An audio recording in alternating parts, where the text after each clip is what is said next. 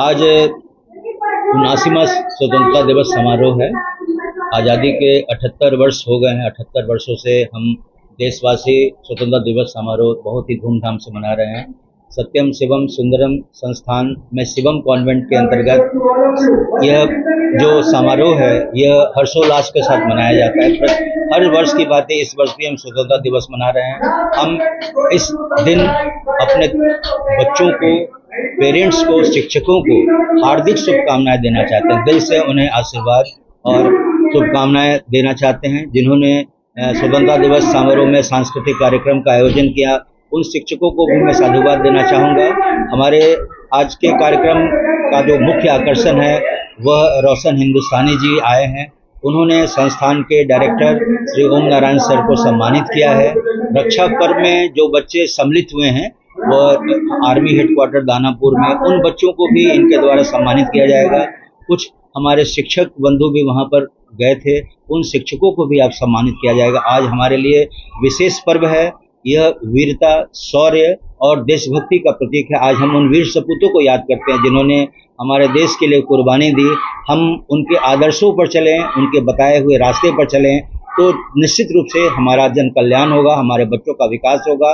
क्योंकि आज जो हमारा संकल्प है वह, हम अगर आज़ादी के वर्षगांठ, प्रथम वर्षगांठ से अभी तक का सफ़र को अगर हम देखें तो एक टायरिस डेस्टिनी जो पंडित नेहरू का हुआ करता था, उससे अगर हम आज माननीय यशस्वी प्रधानमंत्री नरेंद्र मोदी जी के अप्रोच को देखें, जो नया भारत का संकल्प लेकर आए हैं, और इस आज़ादी के दिन का मुख्य थीम जो है हमारा न्यू इंडिया है, नया भारतवर्ष है, जो उन्होंने संकल्प किया है, उस संकल्प के जरिए हम आगे बढ़ने का प्रयास कर रहे हैं, सतत प्रयास कर रहे हैं। और जब हम आज़ादी के 100 वर्ष मनाएंगे तब हमारा देश एक विकसित भारतवर्ष की श्रेणी में खड़ा होगा।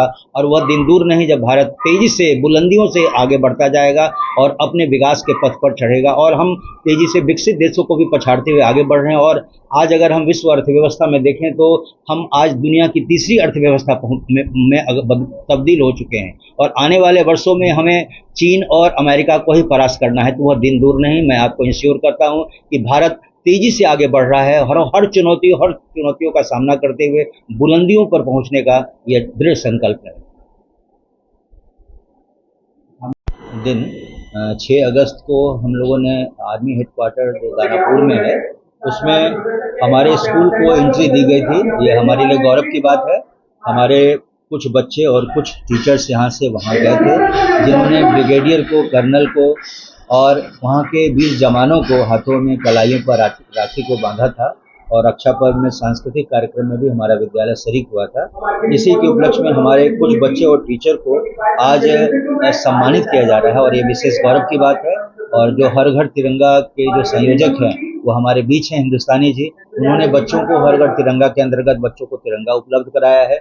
और इन तमाम लोगों को जिन्होंने रक्षा पर्व में शरीक हुए, उन लोगों को सम्मानित करने जा रहे हैं, तो हमारे लिए गौरव की बात है।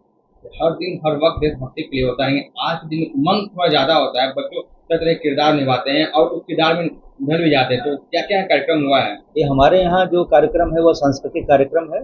और इस सांस्कृतिक कार्यक्रम में देशभक्ति गीत है ना, वंदे मातरम से संबंधित गीत है, एक स्किट की प्रस्तुति है जो देशभक्ति पर आधारित है, या बच्चों का हिंदी और इंग्लिश में जो स्पीच जो बच्चों ने तैयार किया है वो भी देशभक्ति से ओतप्रोत है।